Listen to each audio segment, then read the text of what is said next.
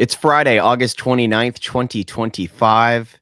You're on the cusp of a holiday weekend. But what's happening in the market? Is the market still concentrated like it's always been, or is there perhaps some easing going on, some melting of the concentration? My name is Dano, Weir. I'll be joined shortly by our managing principals, Daren, Blonski, and Chris Sipes here on the Markets. This is our market show for the Fermata family of brands, including Sonoma Wealth Advisors, Fermata 401k, Fermata Tax. We are looking at potentially some changes in concentration going on, as well as changes and cracks potentially in the AI narrative, plus what changing home prices and unemployment could mean about the supposedly fine U.S. economy. And if the Fed makes a rate cut next month, what has history shown us that the S&P will do? On the Market starts right now. The stock market, the economy, your money. What's the latest and what could be next? Find out now with Fermata on the Markets. Straightforward financial market updates for the brands of Fermata Advisors, Sonoma Wealth Advisors, Fermata 401k, Fermata Tax, and Fermata Insurance. On the Markets starts now. Let's get them in here. They're the managing principals of Sonoma Wealth Advisors, Fermata Advisors, Daren Blonski and Chris Sipes. Chris, what are you doing for your Labor Day weekend? What's the movie where it's like, maybe we'll go to Home Depot, I'm in that stage of life. I'm in that stage of life, Dan. Old school.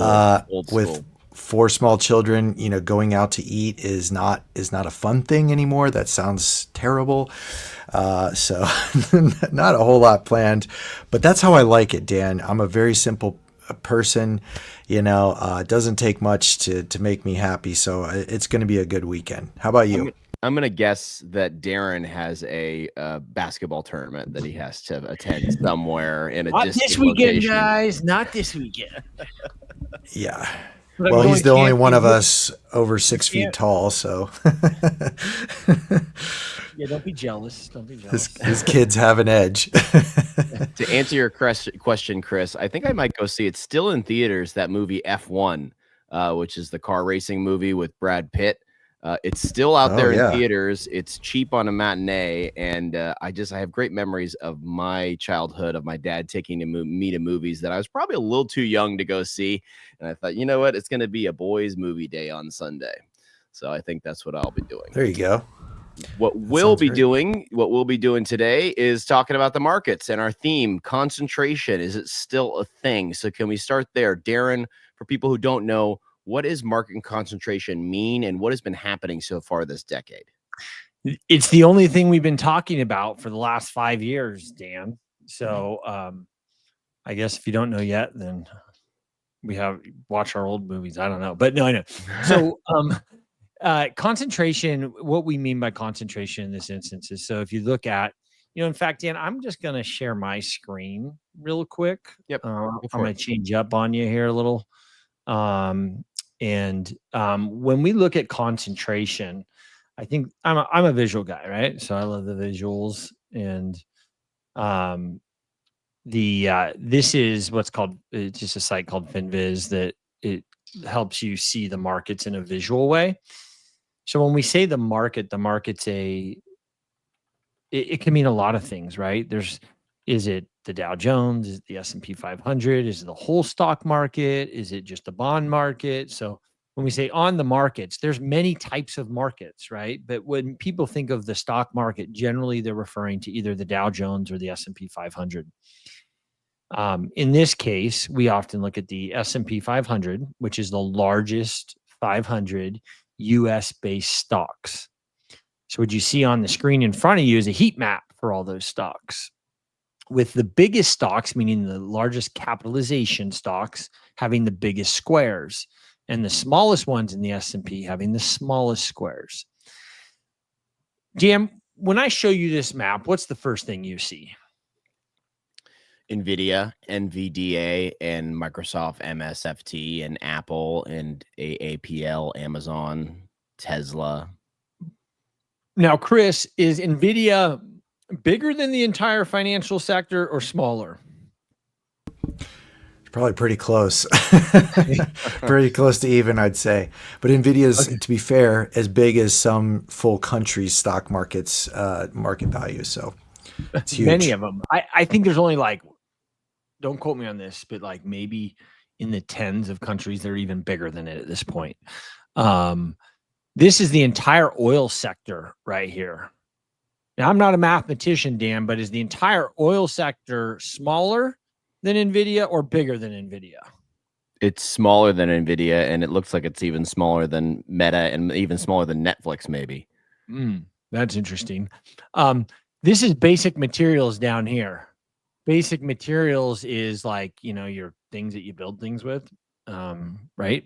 Basic materials. So the S&P 500 is broken up into 11 different sectors. So the energy sector, basic materials sector, utilities sector, real estate sector.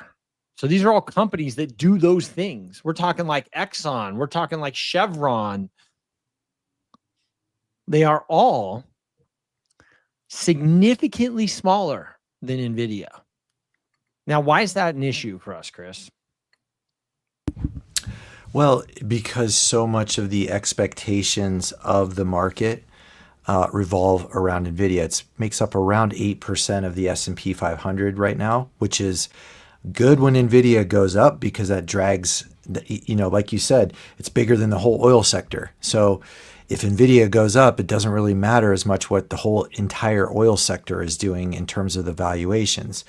Now it can reverse too, because while these companies have had, faster growth in terms of their earnings as well, the market's priced that in, meaning that the market expects that to continue for the very long term, and they expect kind of the best possible situation. There's a lot of headlines about, there being like a $3 to $4 trillion build out of AI over the next few years, which would be a significant portion of our overall GDP. So maybe that happens, but if it doesn't come out what the market expects, that's where you start to see issues with the stock prices.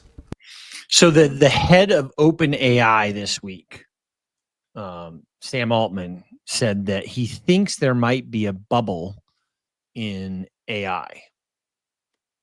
And the whole market had jitters because of that in the AI space.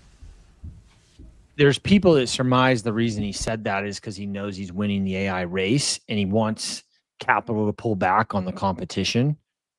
So everyone that's coming into this space that might be nervous about a bubble, if he creates the idea of a bubble, he's already secured his funding, but all these other competitors will lose their funding.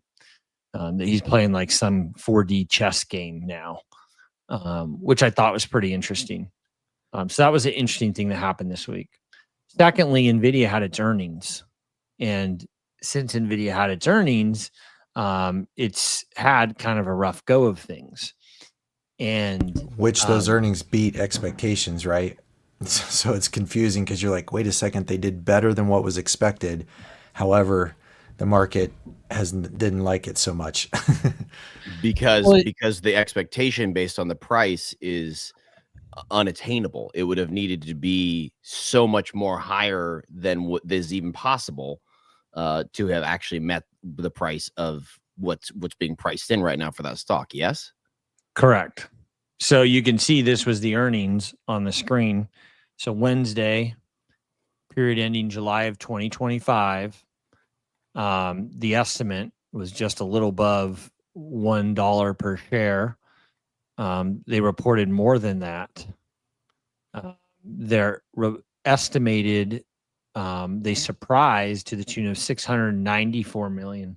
Now imagine surprising anyone in life to the tune of $694 million and saying, we knocked it out of the park. And then the market says, that's awful, bad job.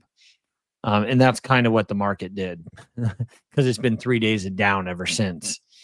And one of the things that I thought was interesting, kind of underneath the hood, that only 2 customers, and I haven't had time to try and figure out who those 2 customers are, were responsible for like the bulk of all the chip ordering for NVIDIA. I think like 40 something %. of the ordering of chips, which is really interesting. A different anecdotal, unrelated. I spent yesterday with a fintech startup that's using AI to enhance how we do our work as financial advisors. So I was out in Utah talking with these guys yesterday, and they were just finished raising their one of their rounds where they go out and get private equity money. And one of the things they said is that there's tons of money for like the few top companies, but other than that, it's really hard to get funding for any AI solutions out there right now. So anecdotally, you have Altman saying, "Hey, there's this bubble. I'm out talking to these groups that are doing AI stuff and trying to raise money in the space, and it's very difficult to do. Not as easy as perhaps the media makes it sound, which I think is kind of interesting, right? So what this is a case of the expectations are so priced for perfection that anything that even looks remotely weak, the stock is trading down on. And from a technical level, you can see we just came into support here at 174. And we just traded right into this area, and you can see how important this has been on the daily chart for a while in that area. And so the question that anyone who watches the markets, and now we're 3 weeks down for NVIDIA, is was that the top for NVIDIA? Is 180 it? And are we going to head down and correct for a while? And why that's problematic is because when you have NVIDIA such a big part of the index, that drags the entire index with it unless these other stocks do really well and earnings are really strong. And that, Dan, to your question, is concentration and concentration risk in this sense. Well, while we're looking at it, Daren, if money's coming out of NVIDIA, doesn't have to, but it could be going somewhere. So these Mag 7, these NVIDIAs, Apples, Amazons, are what are called large cap stocks. Opposite would be small cap stocks. So how have they done recently? You know, small cap stocks are one of Chris's favorite fortes. So Chris, how have small caps done recently? Funny you should ask. Why don't we jump into the slides and we'll get to that topic. I think Dan's foreshadowing a bit. But first, our meme, we got a nice healthy meme going into the Labor Day weekend, and that is a quote that says, "The greatest wealth is having a healthy body, a peaceful mind, and the right people in your life." So just revisiting this constant theme for us in a lot of our clients is, yes, money is in finances are an important part of wealth, of course, but there's so much more to a truly wealthy life, and measuring our wealth. In many ways, we're all wealthy beyond our wildest imaginations, and so let's just try to focus on the overall wealth and not just the financial piece, which is just a part of it. I totally agree with that. And there was a story this week, Daren, because I know you love when I bring up football. Dan, what would my week be without you bringing up football? I mean. We'll give it to you because it is football season. It is fantasy football season. So it's okay right now. It's just when it's not fantasy football season. It's not. Well, I don't even play fantasy football, Daren. I just follow the league. And it was revealed blasphemy, this week. Man. It was, I think it's probably about 2 months ago now. What? Dude, what? Say it. You don't play fantasy football? Like, what kind of football fan are you? I'm just there for the vibes, man. I just like the stories. Some people have soap operas. I have the NFL. And one of the layers that was revealed this week was that I think it was 2 months ago now, the owner of the Indianapolis Colts, his name is Jim Irsay, he died suddenly from cardiac arrest. So what was revealed this week was that it was likely the result of an overdose, and that he had had multiple overdoses over the past few years of hard drugs. And some of his drug use was known, but these overdoses were not known. So I'm messaging, my football thread about it. We're talking about it. And I just said, man, this guy's a billionaire.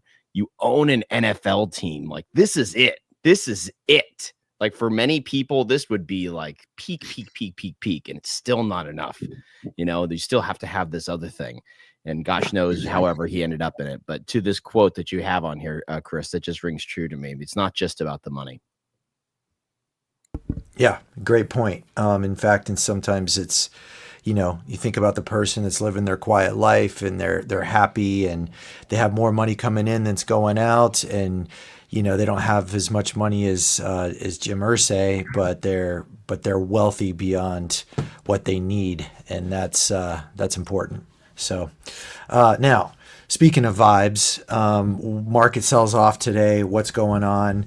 Who knows really, but part of the things could be attributed to, we got the University of Michigan's survey of consumers and people. So it's weird because the market is hitting all-time highs and has been having a great year. However, people, it's like the tale of two different worlds, right? People are expecting more unemployment in the future.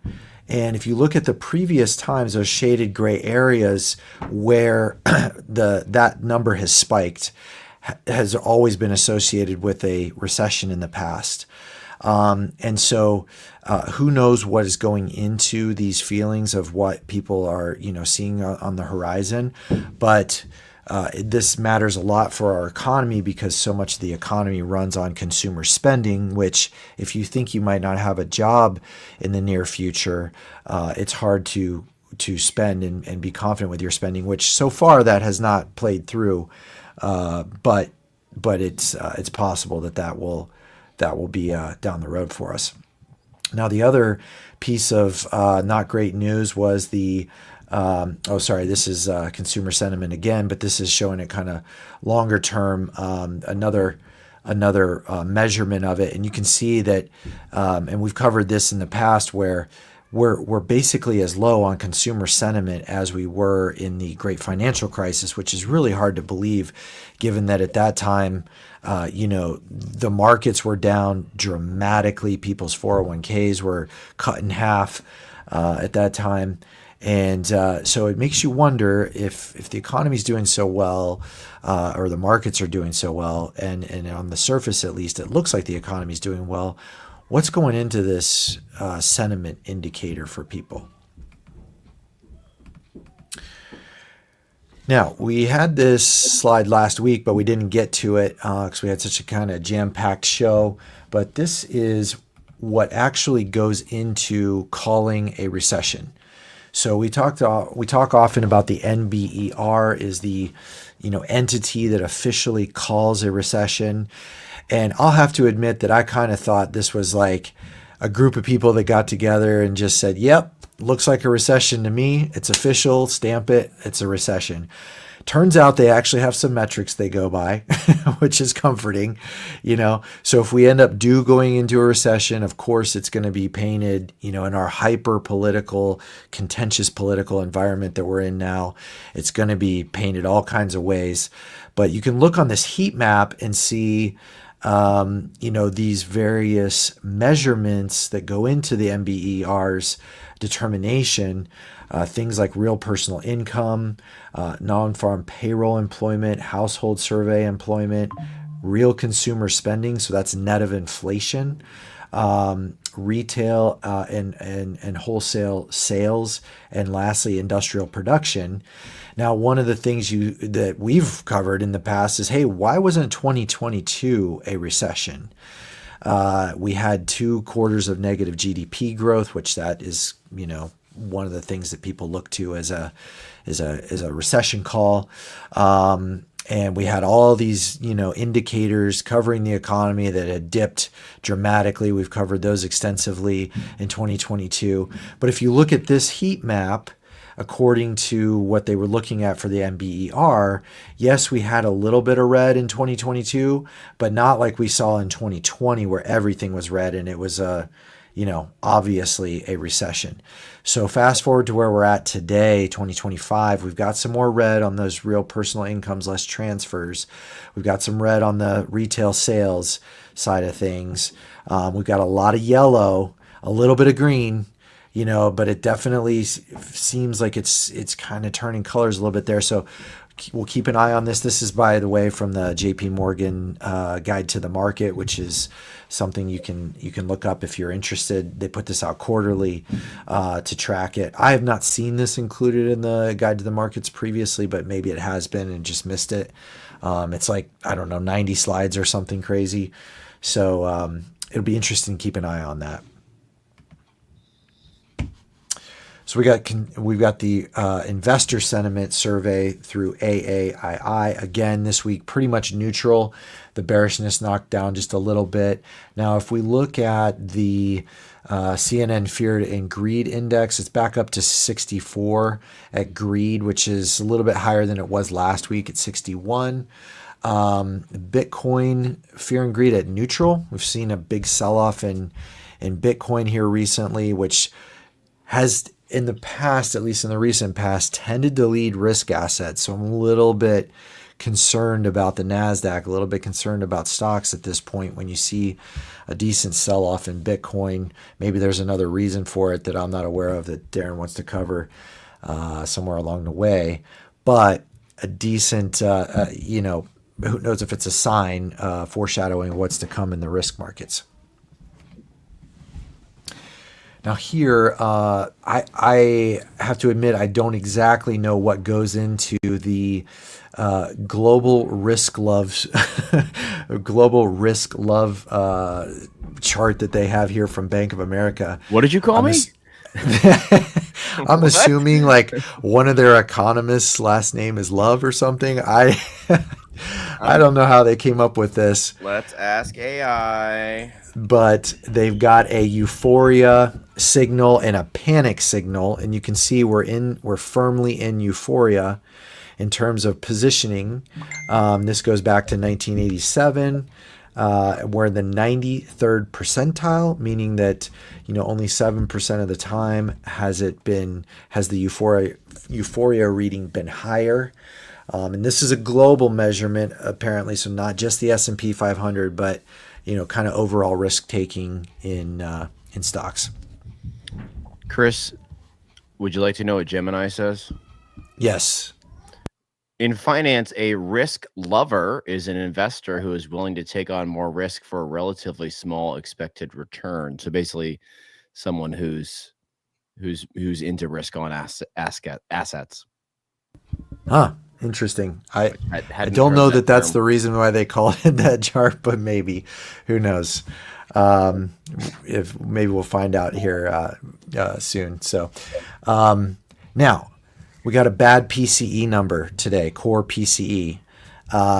It was higher than expected. Now, what is core PCE? Personal consumption expenditures. And the Fed famously looks at this as a leading indicator of inflation. It ticked up. And so just checking in on what the interest rate market is expecting from the CME's FedWatch tool. So basically like the betting markets of the futures to show us what do investors expect that the Fed is going to do at the meeting. It's still highly probable that they drop the rate by 0.25%, even though that inflation number, the core PCE, came in higher than expected and is no longer trending down. Because remember, the Fed's got the dual mandate of price stability, aka making sure there's not too much inflation, making sure there's not deflation, which we're currently stuck at about 3% inflation, not close to their target of 2%. And then we've got labor stability, full employment is the other mandate of the Fed. So we already talked about people expect to lose jobs. They expect the job market to get tough. So the Fed's really getting painted into a corner here. You've got inflation staying sticky, and then you've got the labor market showing cracks. And so, I definitely, if I'm Powell, I'm thinking, man, I can't get out of there fast enough.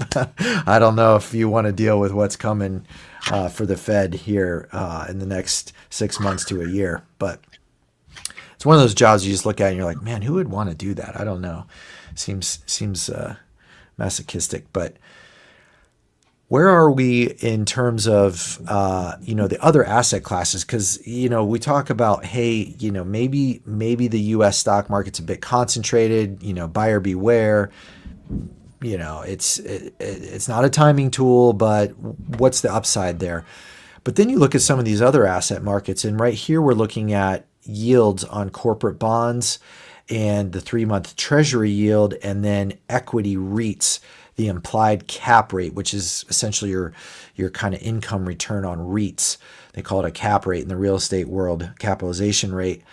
And looking at this chart from Apollo, you can see that all of these numbers are converging, and they're all currently above what you're getting on the earnings yield of the S&P 500. Meaning that if you take the S&P 500, you take those earnings. Let's say I'm not exactly sure what it is, but let's say it's $270 for the year on the S&P. That yield relative to the overall S&P is lower than what you can get on corporate bonds, REITs, and barely the 3-month treasury yield, which is considered the risk-free rate. So stocks are very highly priced relative to the current income that you're getting on them. And historically, there's really not anything, at least on this chart, that only goes back to 2000 that really compares to that. So getting back to this week's theme, Chris, is concentration still a thing? Are we seeing the Mag 7 melt? Past few years, you've had 7 stocks and a few others really driving the market. We've got a market that only is going up. We've got a real estate market that's a, quote, disaster, right? It's all the market. And then that's now being magnified even further by AI. And now we're seeing this convergence where you've actually got a few other categories that are outperforming the S&P. So is this starting to melt? Yeah, and not to confuse people, it's not outperforming on like a price basis. It's not like the ag is outperforming, the S&P. It's merely the yield. So the yield of the explain earnings. What yield means, Chris. So like on a bond, I think that's the simplest example. That if you buy a bond for $100, you're lending your money out for $100. And let's say the yield is 4%. It's going to pay you a 4% interest rate. So the coupon is going to come to you, $4 a year, probably going to be split up quarterly or maybe biannually. So you're going to get $2 twice a year. That's the yield. If you own a rental house, and you're receiving rent, that rent less your expenses, you could consider that the yield that you're receiving on that rental house. And so when it comes to stocks, we look at that as the earnings. So what are those stocks earnings relative to their price, and that's your yield, sometimes called carry. Basically, what are you getting paid while you hold that position in terms of your income? Gotcha.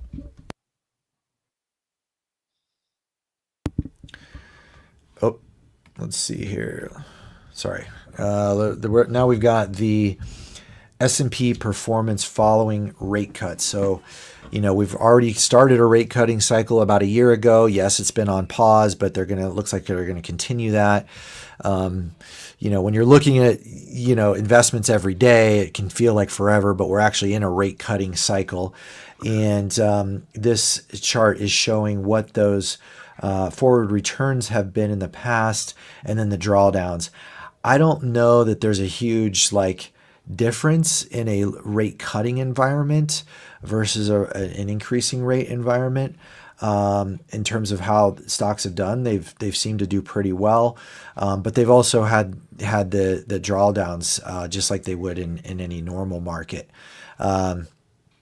So the investment implications here, let me just read that. It says, history suggests that rate cuts do not guarantee higher returns, but they have often been followed by positive market performance on average. Yes, and you could say that about, any average market, because the market's historically gone up, 7 out of 10 years roughly historically. So now might there be some other opportunities? If we look at the small caps, so the small U.S. companies, cap means capitalization. So what's the market saying that these companies are worth? The small companies versus the large companies, as you can see, historically, those have tended to cycle a bit. The last time we saw small caps outperforming to this extent, or sorry, small caps underperforming to this extent, was during the dot-com bubble. So you see that light gray area back in 1999. Once that ended, small caps went on to outperform for many, many years. So if you had been an investor, say starting in 2001, 2002, and you looked back from say 2007, you'd say, why would anybody buy large caps? Small caps are where all the action is. They have all the returns. The recency bias would have been towards small caps. And then, that outperformance went on for many, many years, with large caps outperforming, here and there, really until the pandemic. And then you see this massive outperformance from large caps, basically encapsulated in that Mag 7 and that concentration. So maybe that continues, but maybe not. Maybe the mean reversion starts to come back into play, where we start to see small caps do better moving forward.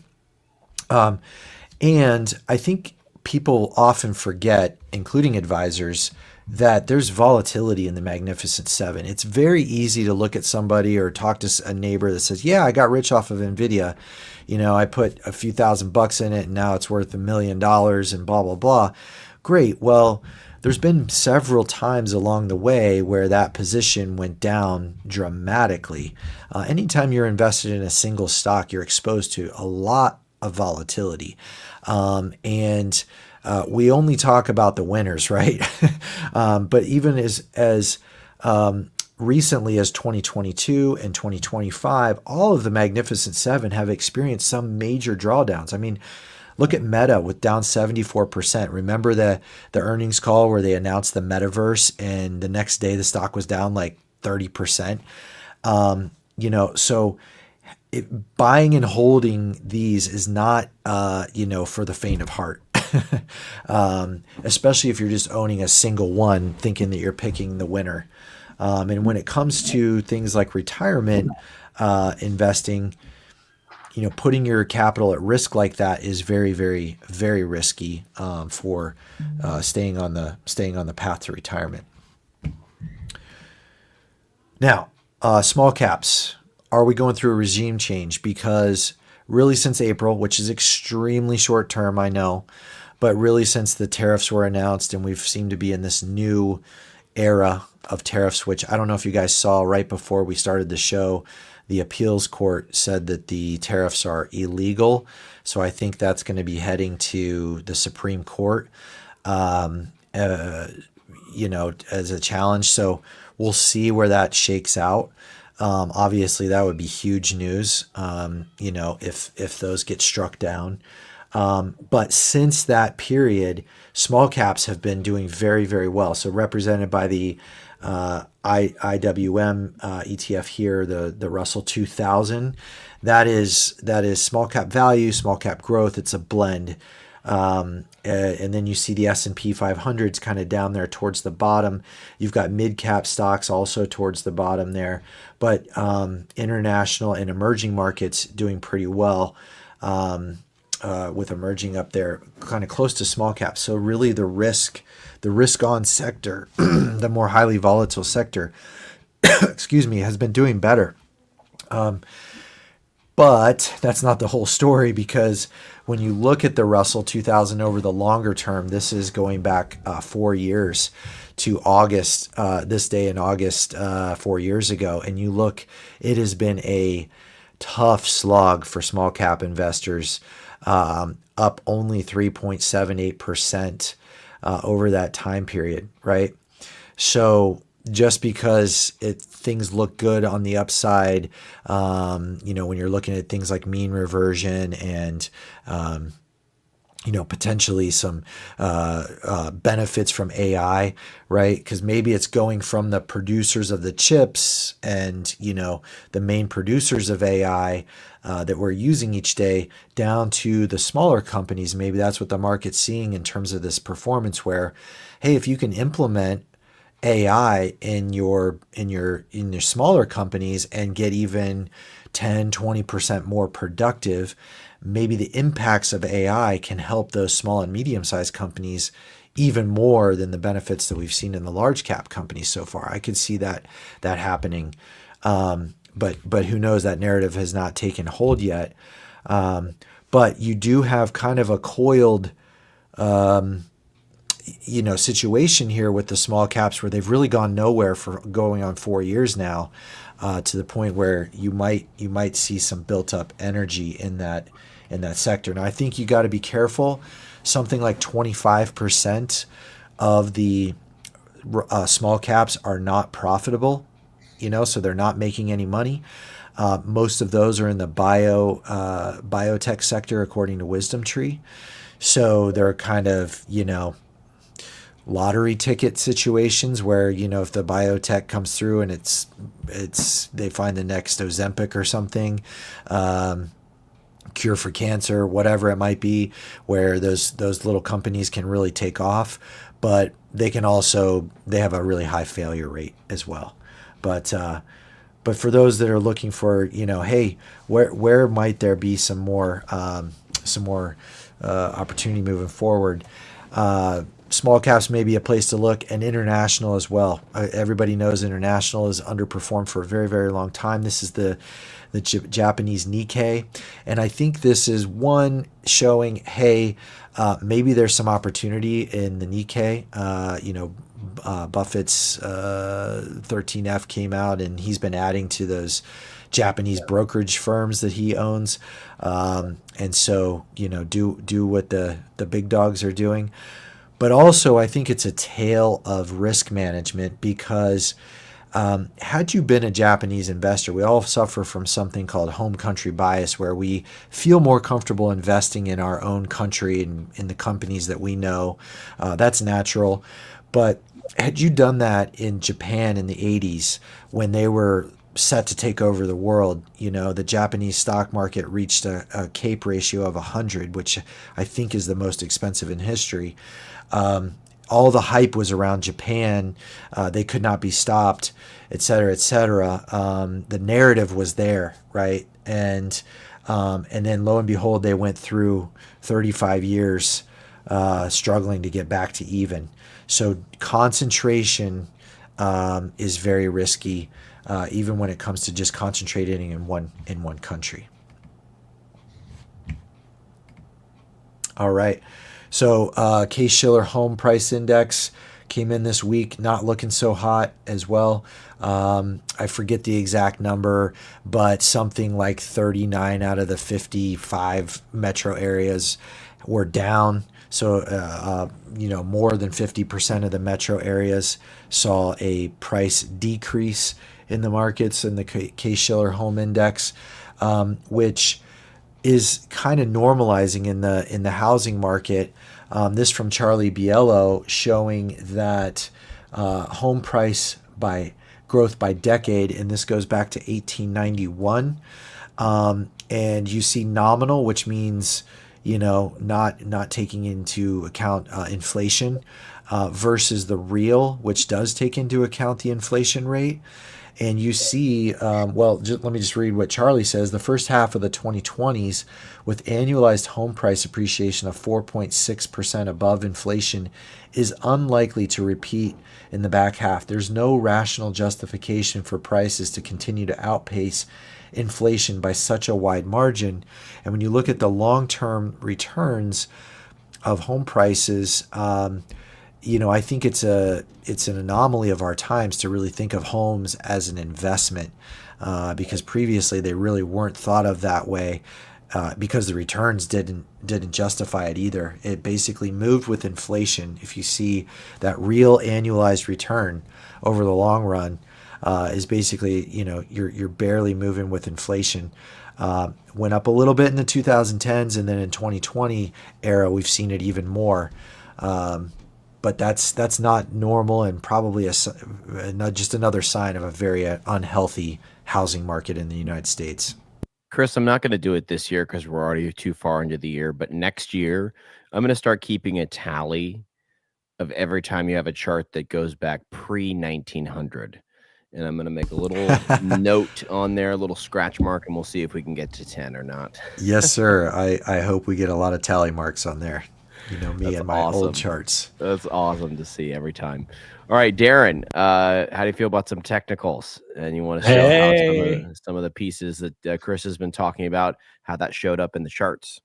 Chris, I just want to start off with ag this week because, boy, for all those who held on to their bonds going all the way back to 2022, we're just about back into the zone where you might make that money back. So to your point again, Chris, about concentration, I mean, look how long it's taken for bonds to recover. This is the ag, right? So this is the bond index. And it's literally, I mean, years just holding on to these guys. And every time it seems like they go up, they go back down. But, you know, we're right there. So I wonder, Dan, does this applause sound work on StreamYard? Where is that? Let's try it. Let's do it. Yeah. Congrats. Oh, I've never even seen this before. I mean, This isn't is a that part epic? of our. There's all kinds of sounds in here now, man. Our show is about to get just absolutely Oh epic. Oh, no! terrible. Oh no! We use a streaming platform, and I've never scrolled down on this part of the platform that he just showed me, and I.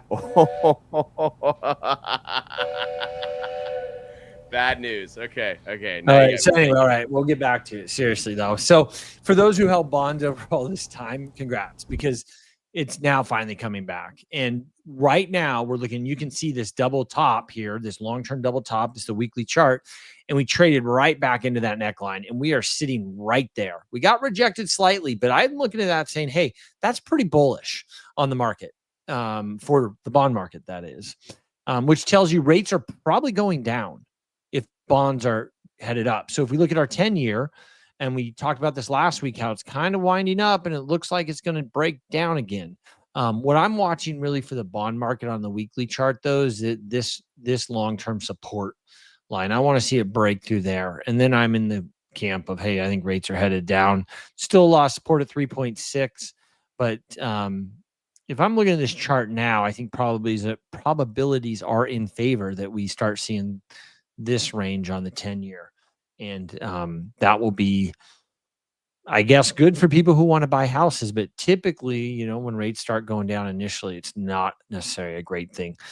Silver breaking out, all-time high of 40, or actually not all-time high. It's been, let's see, that was 2011 since last time we saw 40 on the chart. So a little bit of a silver squeeze going on.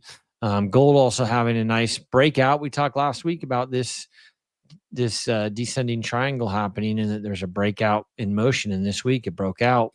Gold going higher. Why? Because they're talking about lowering rates while inflation's still high, right? So people are buying gold perhaps as a hedge, perhaps because people feel like geopolitically things are not safe in this world. I think it's really interesting and become more true, really depending on how people believe politically, how they feel things are going on out there.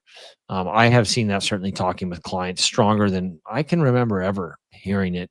Whereas if they tend to be one way, they tend to be more on the liberal spectrum. They tend to be, the world's not doing good, things are really bad. And then the conservative, they tend to be more, hey, things are great. And I always advocate for the middle, right? Just because I think when it comes to investing, you have to leave the politics at home. They don't really help. So ag looking good, interest rates looking down, gold looking up, silver looking up. What's that say for the S&P 500? The S&P 500 literally did nothing this week. You can see here, this is what we call a doji candle.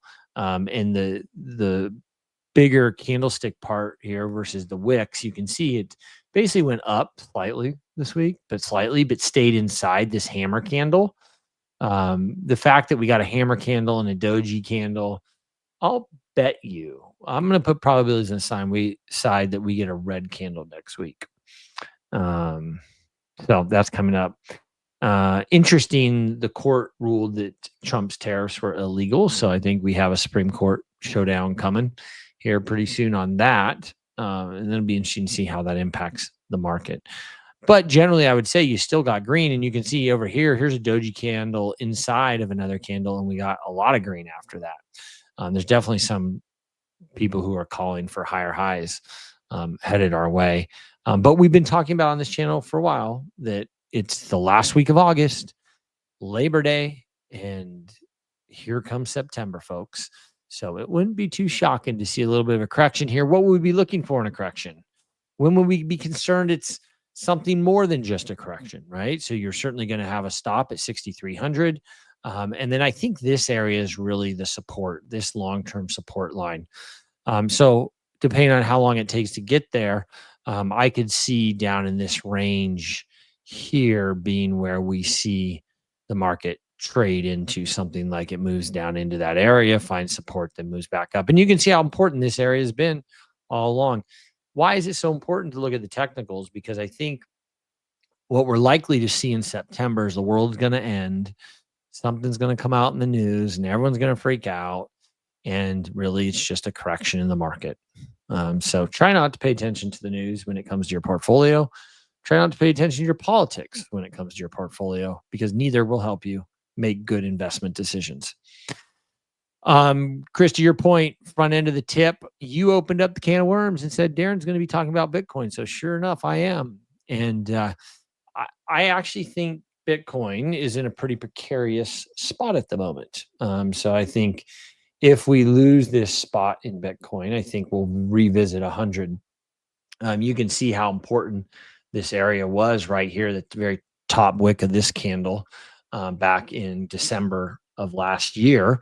And we traded right in, and magically right now, that's where we're at. Again, it's only 4 o'clock West Coast time, so the market doesn't close till it's 5. But interesting support in this area. We did not hold support like we did last week. It traded in there, it traded back up, and then support failed. So the front end of the risk curve is playing perfectly into my thesis and my seasonality expectation that the stock market will be seeing a correction in September. The fact that gold's up, bonds are up, rates are down, Bitcoin going down, I think probabilities are on the side that we're going to see a correction in the S&P here over the next month. Love to be wrong, but I don't think I will be on this one. We'll see. RSP, which is the equally weighted index, nothing to speak of per se here. We closed it out at all-time high last week. And this is the equally weighted index. What that looks like for people who are not familiar with it is this is the cap-weighted index, where it gives NVIDIA, Microsoft, Apple, Amazon, Google more credit and the smaller companies less credit. When you're looking at the RSP, you're actually making all those boxes the same size. And we generally want to watch this. And if we're seeing a rotation that you referred to earlier in the show, Dan, a rotation where money's rotating out of NVIDIA and perhaps going into Exxon or other stocks, you'll start seeing RSP continue to work its way up while the main index might be stalling out. And that's a sign that there's a rotation. So when we look at that comparison of SPY to RSP, this ratio would be telling us that. And so you can see this kind of breakout we had in this ratio last week or last couple of weeks. It broke out, meaning it got more concentrated than it's ever been. It broke out, came back in, and now we're kind of getting ready to visit support here in this ratio. So what does that mean? It means that we talked about earlier, that concentration might be coming out of the market a little bit. What we can hope for, though, is the rotation. What we don't want is for everyone just to sell NVIDIA and everything else in their portfolio, because then that becomes problematic. What we would hope for is that people sell NVIDIA, Microsoft, those type of stocks. Is not a recommendation. And then it goes into other stocks. That keeps the market going. What we don't want is everyone to take their money and go home, because that happens, then you get a market collapse. and you get a significant correction. When we look at oil, right? Oil can be a sign that industrial production is slowing.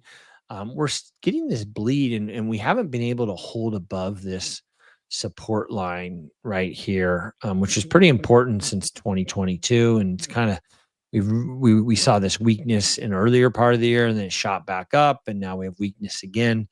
That could be a sign that the consumers, not buying as much gas. There's not as much demand out there. Could be on the chart a sign of weakness. So if you've got gold going up, you got silver going up, you got bonds looking good, you got rates going down, you've got oil looking weak.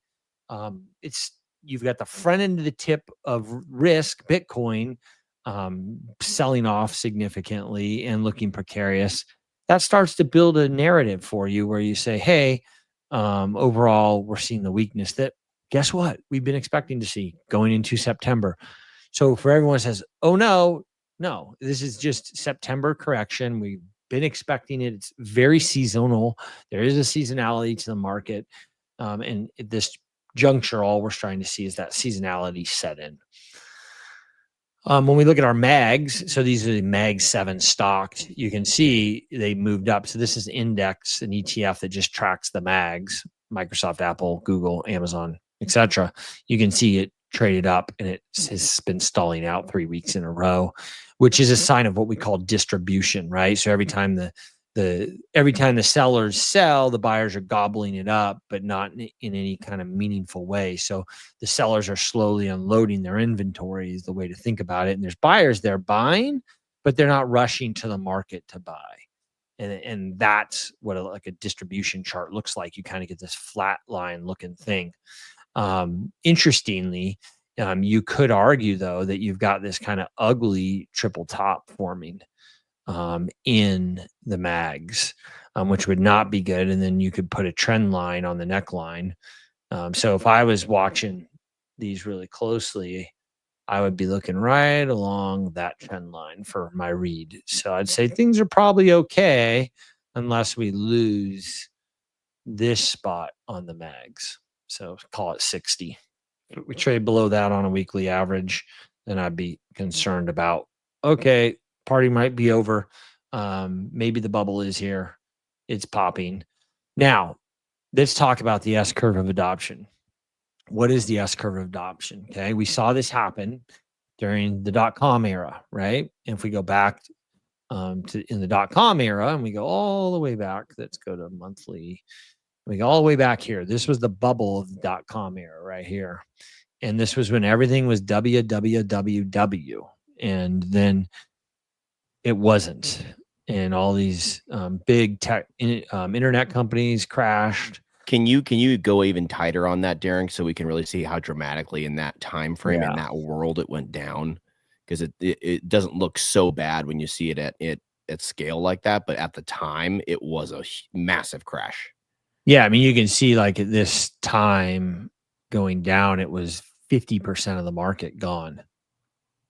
So that's pretty significant. And what's even more significant is if you happen to invest right here at the top, you didn't make your money back.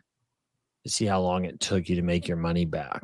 All right, so if you invested that time and to make your money back, it took 2,436 days. And then shortly thereafter, it was 2008. Yeah, exactly. So just when you made your money back, 6 months later, you lost it again.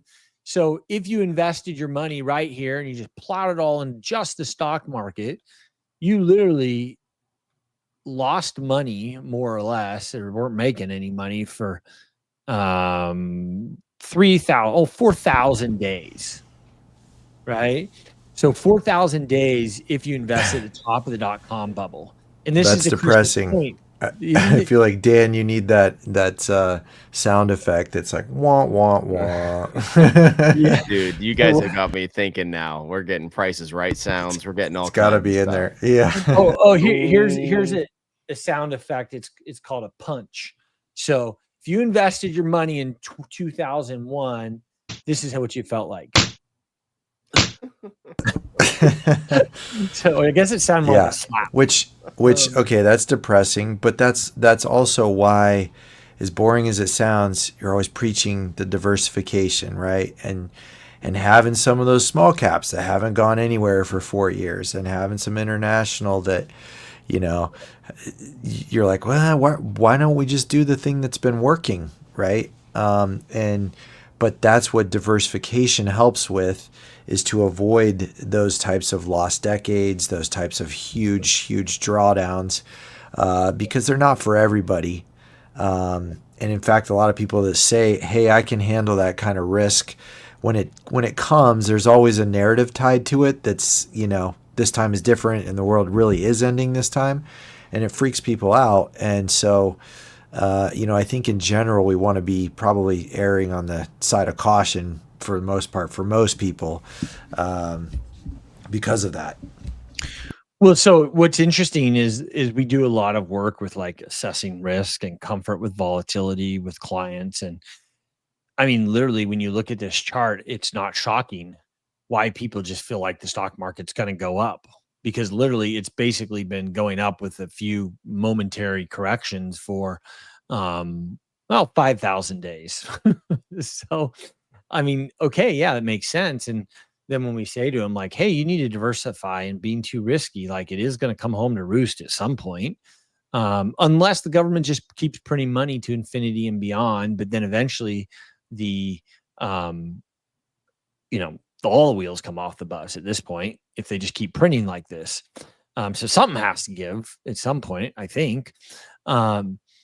Well, yeah, and Japan printed money till the cows came home, and it didn't save their equity market. So I think it's a false sense of security for people to just bet that the Fed is going to figure out a way to keep the stock market elevated forever, because they've tried that in Japan, and we saw that chart. Yeah, and I think it's a good point. And so we always tell clients, and we generally feel like that 90% of clients can tolerate about a 10% dip before they get pretty anxious about their portfolio. And the bigger the portfolio, the bigger that swing is, right? If you've got $1 million portfolio or a $10 million portfolio and you swing 10%, right? You're swinging by $1 million. Like, that's a big move. And especially people who inherit money, we tend to see that emotional response even more exaggerated, because there's this scarcity piece that kicks in. And with the market that's gone up like it has, like, okay, well, wow, not shocking if the market goes down. So then we say, okay, well, we showed you other cases in history where the market's gone down 50%. So where would that be? Well, let's see, that's 30% down. And that would take us back to, well, basically, let's call it COVID. If we were to lose 50% right here, we would go straight back to the COVID days, which I honestly, if the S&P went down 50% at this point, would not shock me. Not saying it will, not saying it won't, but it wouldn't be shocking. And there's plenty of precedents. Just look at the difference between a 50% drop and that little drop we had in April, which was emotionally widespread panic for that tariff drop in April. Now, basically quintuple that, and you would get what a 50 would feel like. I can't even. I don't know that we have enough phones to make enough phone calls, Daren. If that happened. Yeah.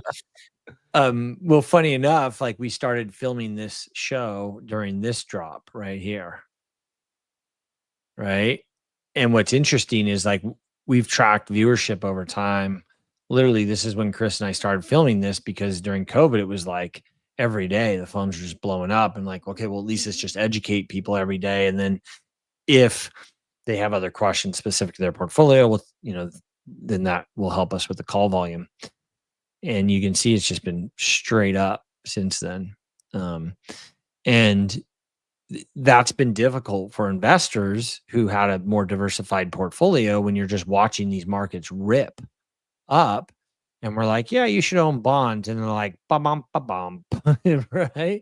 Like, that's not fun. Bonds are making me money. And yeah, I wish we had mechanisms where you could just time like how much to be in SPY and how much to be in bonds. But at the end of the day, like there's not a really clear, statistically significant way to do that. There's a lot of people who do it for a time, but not a lot of people who have done it consistently over time. So I think it's a good time to look at your portfolio and to ask yourself, am I okay with this type of volatility? And in the event of that volatility, what would I do with my portfolio? Would I keep it and own it? Would I invest more, or would I sell? Because if your answer is the third one, you need to figure out how to create less volatility in that portfolio, because it wouldn't be shocking to see this kind of correction. And right now, there's just an enormous amount of recency bias going on out there. And the recency bias is quite simply the market just goes up and up and up and up. Who knows how long for? Can I give you an analogy, Daren, to close out the show? Mm-hmm. So I had a friend of mine who turned 40 this week, and he was kind of tripping on that. And I turned 40 last year, and so we were talking about it. Excuse me. And I said, you know how I try to think about it? I try to think about, well, if I told you could wake up tomorrow and be 30, you would freak out and say, absolutely. Like, give me that in a heartbeat. Know all the things you do different. I'd say, today is that day for you, for 50-year-old you. You woke up and you're 40 today. And now you have all this in front of you. Your 50-year-old you would kill to be where you are right now. And the same thing I think is true with your portfolio, which is that if in a month it dropped 50%, not saying that's going to happen, you would kill to be back where you are today, to reassess and go, wow, is this really where I want to be? Today is that day for you as an investor. Every day is to just say, how do I feel about this? And this is why you work with an advisor, because there's someone who's trained you can bounce it off of. Well, the trick is really to identify, there's two main kind of emotions driving most investors. And really you're ping-ponging between fear and greed. And every investor experiences those emotions differently and with different intensities. Right. And so as an investor, it's super important to understand, is it greed driving me here? Is it fear driving me here? Because just for the same token, you can be too aggressive in your portfolio. You can be too fearful with your portfolio. Right. And the idea is that you want to find a nice balance. And so the idea is to pick an allocation that, regardless of the market volatility, you'd be okay just sticking with that allocation and not changing it, because that's the worst thing you can do, is adjust it when things are not going well. So I say all that going into September. We're wrapping it up for August. It's August 29th, 2025. Who knows if September will be down? Who knows if half of October will go down? But it would not be shocking given how much it's gone up and the seasonality we're about to experience. Likely. All right. Well, we're going to wrap it up. Thank you so much for checking out On the Markets. We are Sonoma Wealth Advisors, part of the Fermata family of brands, which includes Fermata 401k services, Fermata tax services, planning and services. You can learn more about us. Why don't you start at our website? SonomaWealth.com is the best place to start. If you are a client, thank you so much for checking out our show. This is part of our ongoing education and updates for clients. And if you would like to become a client, or you'd like to learn more about us, SonomaWealth.com. You can take our free wealth analysis. Also, wherever you're listening, whether it's on YouTube, Apple Podcasts, Spotify, subscribe. Subscribing and liking the show, interacting with us is a way to help the show as well. If you're enjoying what we're putting out there, we do this. We have a commitment to do it every single week. So thank you so much for your support. Thank you so much for checking out the show. And we hope that we at least partially answer the question, is concentration still a thing this week on the markets? We will see you next week.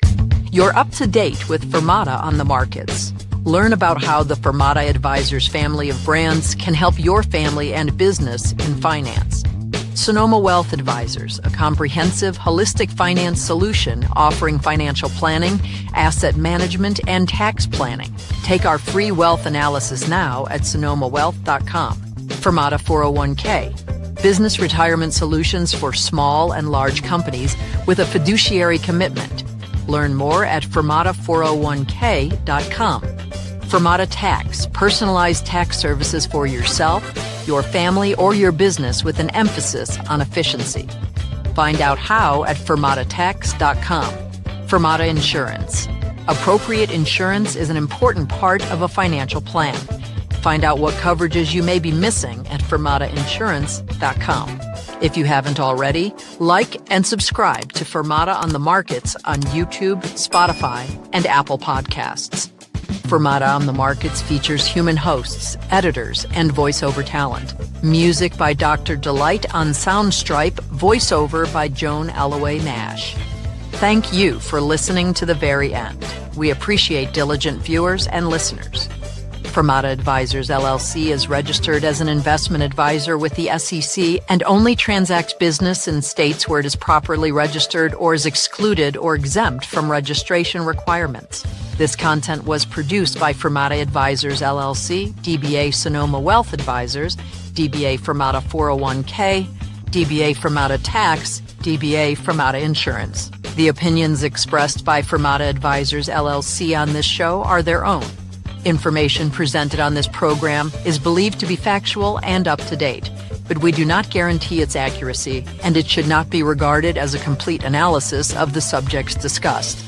Discussions and answers to questions do not involve the rendering of personalized investment advice, but are limited to the dissemination of general information. A professional advisor should be consulted before implementing any of the options presented.